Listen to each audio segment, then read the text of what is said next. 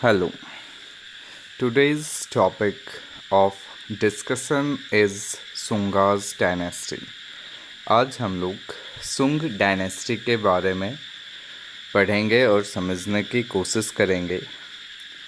इससे पहले जो डायनेस्टी मगध के ऊपर या एंशियंट इंडिया के ऊपर रूल कर रहा था वो था मौर्याज़ डायनेस्टी।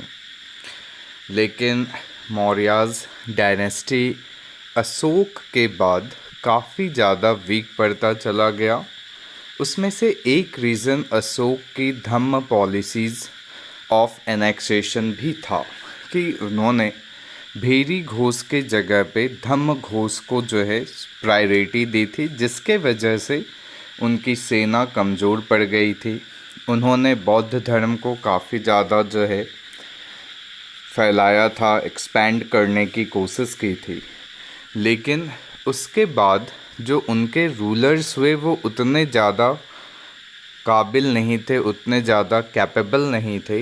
इस वजह से उनके रूलर्स की हत्या उन्हीं के एक सेनापति ने कर दी और एक नई डायनेस्टी जो है इस्टेब्लिश की, दैट इज़ द सुंगास डायनेस्टी।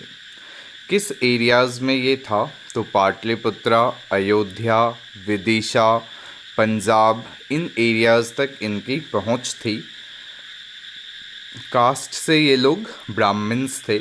लगभग 10 रूलर हुए और इन्होंने 112 ईयर्स तक मगध के ऊपर शासन किया।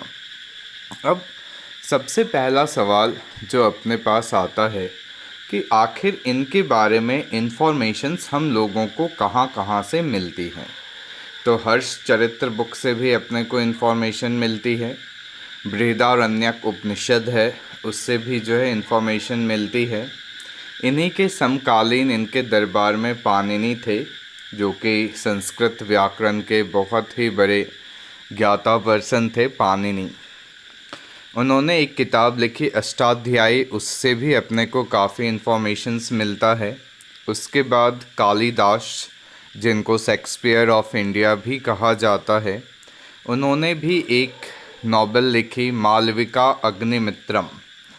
उसके अंदर जो अग्निमित्र का कैरेक्टर है वो भी आपके सुंग डायनेस्टी से ही रिलेटेड है। उसके अलावा बौद्ध कुछ बुक्स थे, दिव्य वेदांत या बौद्ध भिक्षु, बौद्ध एक संत हुए, ठीक है, जिनका नाम था तारानाथ। उनके भी अकाउंट से, मतलब जो उन्होंने किताबें लिखी है या लेख लिखे हैं, उनसे काफ़ी इन्फॉर्मेशंस अपने को मिलती है। किसने इस्टेब्लिश किया ये चीज़ ज़रूर ध्यान में हम लोग रखेंगे। तो पुष्यमित्र शुंग, जो मौर्याज़ के अंतिम शासक थे, जिनका नाम था बृहद्रथ, उनकी हत्या करके पुष्यमित्र शुंग जो है सुंग डायनेस्टी को इस्टेब्लिश करते हैं। पुष्यमित्र शुंग एक्चुअली में मौर्यन आर्मीज़ के कमांडर थे और जब ये राजा बनते हैं तो इन्होंने अश्वमेध यज्ञ भी करवाया। एक्चुअली ये ब्राह्मण धर्म को मानते थे, ब्राह्मण धर्म को प्रोपगेट करने की कोशिश हो रही थी इनके द्वारा। और अयोध्या के अंदर स्टोन इंस्क्रिप्शंस है धना राजा का, उन्हीं से अपने को पता चलता है कि पुष्यमित्र शुंग ने 2 अश्वमेध सैक्रिफाइसेस करवाए थे। मालविका अग्निमित्र जो ड्रामा लिखा गया है कालिदास के द्वारा, उसके अंदर भी पुष्यमित्र और विदर्भ के राजा यज्ञसेन के बीच में कॉन्फ्लिक्ट की बात की गई है और उसमें बताया गया है कि सुंग्स जो थे उन्होंने विदर्भ के राजा यज्ञसेन को हरा दिया था। इन्होंने बैक्टीरियन किंग डेमेट्रियस को भी हराया। इसकी जानकारी अपने को पतंजलि के महाभाष्य से भी मिलती है और कालिदास के मालविका अग्निमित्र से भी मिलती है। पुष्यमित्र के बारे में ऐसा कहा जाता था कि ये बौद्ध भिक्षुओं को काफ़ी परेशान करता था। काफ़ी बौद्ध भिक्षुओं की हत्या जो है की गई है पुष्यमित्र शुंग के द्वारा। इसकी चर्चा जो है दिव्य वेदांत नामक पुस्तक के अंदर, बुक्स के अंदर अपने को मिलता है कि पुष्यमित्र शुंग जो नेचर था वो बुद्धिस्ट के प्रति काफ़ी क्रूअल नेचर हुआ करता था।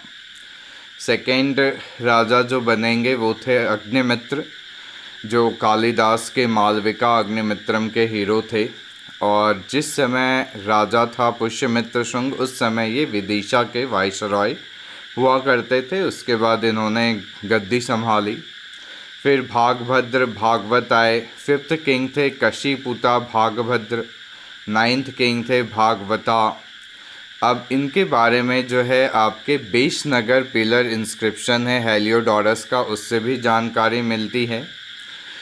हेलियोडोरस बेसिकली एक ग्रीक एम्बेसडर थे, इंडो ग्रीक रूलर एम्टालाकिटा के, ठीक है। एंटालाकिटाज जो थे तक्षशिला के रूलर हुआ करते थे उस समय। उसके बाद जो लास्ट रूलर थे सुंग डायनेस्टी के, उनका नाम था देवभूति। और हर्ष चरित्र के अंदर ऐसा वर्णन मिलता है कि उन्हें के एक ब्राह्मण मिनिस्टर थे वसुदेव कन्व, उन्होंने देवभूति की हत्या कर दी थी।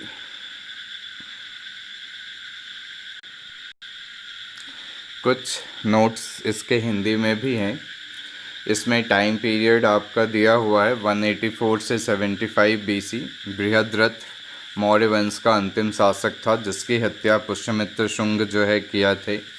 निवास स्थान इनका उज्जैन भी था। धर्म के ब्राह्मण थे, अश्वमेध यज्ञ करवाए थे पंडित पतंजलि। और अब जो इम्पोर्टेंट इनके द्वारा काम किया गया उसमें भरहुत स्तूप बनाने का कार्य था। सांची स्तूप पहले जो थी आपकी मिट्टी से बनती थी, कच्ची ईंट से बनती थी, उसको स्टोन से बनाने का काम जो है किसके द्वारा किया गया था? सुंगाज रूलर जो थे उनके द्वारा। सांची स्तूप की खोज सबसे पहले कनिंघम ने की थी 1873 के अंदर। और सुंग वंश को से रिलेटेड अगर क्वेश्चन पूछा जाए कि सबसे पहला ब्राह्मण वंश कौन सा था, तो शुंग वंश ही था।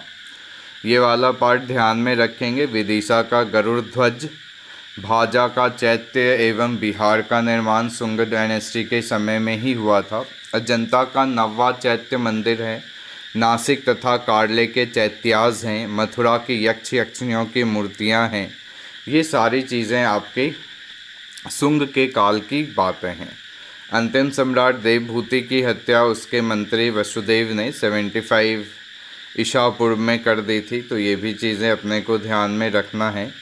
सुंग काल में ही भागवत धर्म की स्थापना की तथा वासुदेव की उपासना जो है प्रारंभ होती है श्री कृष्ण भगवान की। पतंजलि जो है अष्टाध्यायी पर जो है टीका महाभाष्य है आपका, तो ये चीज़ें आपको ध्यान में रखनी है।